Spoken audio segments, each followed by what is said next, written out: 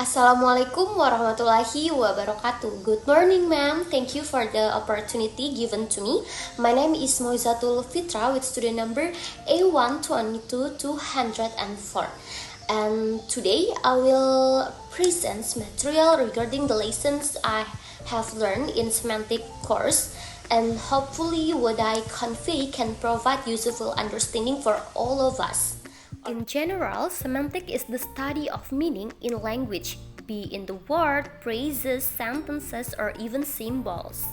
For example, the word start can mean a celestial body or a famous artist, depending on the context. Also, semantics are important in translations. Sometimes one word in one language can have multiple meanings in another language. For example, the word light in English can mean cahaya or ringan, depending on the context. So, not understanding semantics can lead translations errors. In essence, semantics ensure that we not only understand the words but also the true meaning of the communications. Now, we talk about pragmatic. Pragmatic is a branch of linguistics that study the relationship between the external context of language and the intent of speech through the interpretations of the situation in which it is spoken. So it means pragmatics deals with how we interpret meaning based on who is speaking, where the conversations take place, and how tone or expressions is used. For example, if a friend say, "You're so great," but in a joking tone after you failed at something, it could be sarcasm, not praise. And pragmatic is also about politeness and how we adjust our language according to the person we're speaking. And for example, when talking to a friend, we can say, "Arya, hurry up." But if it's to lectures, we are more polite with sentence like this: "Excuse me, sir, can you be faster?" It's like this. Next, I will explain about studying meaning. It is a part of linguistics that focuses on how words, phrases, and sentences mean and how people understand them meaning. So there are three aspects of studying meaning. First, word meaning. Word meaning refers to the literal meaning of a word as defined in dictionary. So, word meaning is the meaning that an individual word has, and each word has a specific reference in the real world. For example, the word table always refers to an object with a flat surface and legs for support. And second, sentence meaning. Sentence meaning is concerned with the meaning that emerges when words are combined in sentence. So it's about the meaning of the combinations of words in a sentence.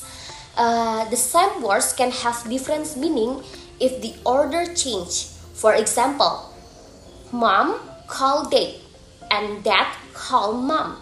The words are the same, but the meaning is different because who is doing the actions change.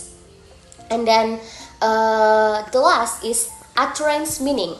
It's about how meaning can change depending on the situations and context of the conversations. For example, if someone say, "It's taking so long" while waiting for food in the restaurant, it could mean they're getting annoyed. So, utterance meanings depends not only on the words but also who is speaking, where, and what tone of voice is. Let's discuss the next topic, which is more interesting. It's about adjective meanings. Adjective meanings are words that describe or modify nouns, people, places, things, or idea. In semantics, we look at how words relate to one another. Adjectives can be linked in different ways, and we will focus on four important relationships. First, synonym. Second, complementaries. Third, antonym. And the last, converses. Alright, as I stated earlier that there are four important relationships of adjective meaning and I will explain them one by one. First, synonym. Synonyms are words with similar meanings but can differ in nuance or usage. For example, fast and quick.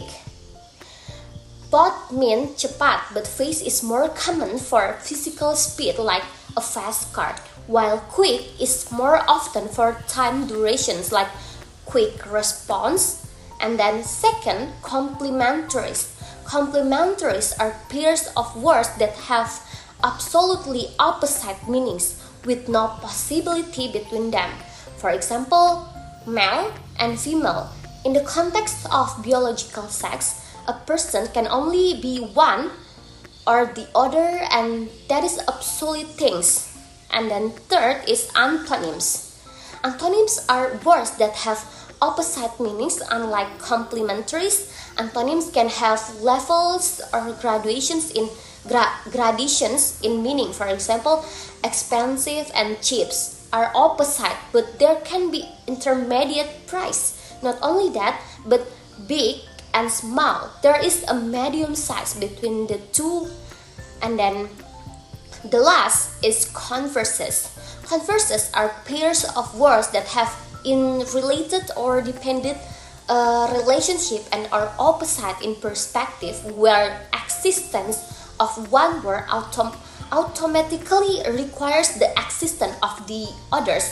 An example is teacher and students. There is no teachers without students. The same is like bank and customers. Bank exists to serve customers, and customers need banks.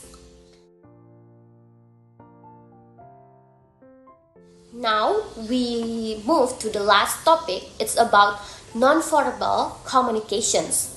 Alright. Nonverbal communications is a way of communicating without using words, but rather through facial expressions, body movements, eye contact, tone or voice, and other elements that don't involve spoken or written language. For example, facial expression. A smile shows happiness. A frown shows dissatisfaction, or hand movements mean agreement, and waving can mean greeting or saying goodbye.